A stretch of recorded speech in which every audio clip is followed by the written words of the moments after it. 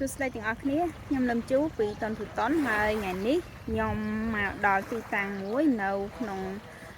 ស្រុកស្ទឹងហាវយើងហៅឃុំទំនប់រលកហើយកន្លែងដែលខ្ញុំកំពុងឈប់ឥឡូវនេះគឺជាប់នឹងមាត់សមុទ្រជាភូមិជាប់នឹងមាត់សមុទ្រហើយដូចអ្នកទាំងអស់គ្នាឃើញពីខាងក្រៅខ្ញុំនេះអញ្ចឹងអានេះ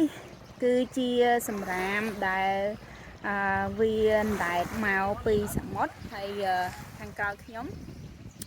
ក៏ជាសម្រាមដែលផ្លាស្ទិកដែលដែតមកពីសមុទ្រដែរថ្ងៃនេះយើងមានក្រុមការងារបោះតុនទូតុនចំនួន6នាក់ហើយនឹងអ្នកដែលគាត់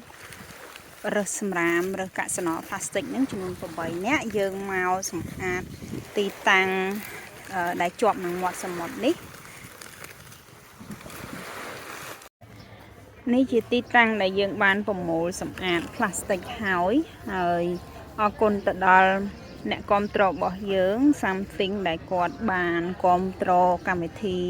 ការប្រមូលសម្អាតផ្លាស្ទិកចេញពីឆ្នេរនេះ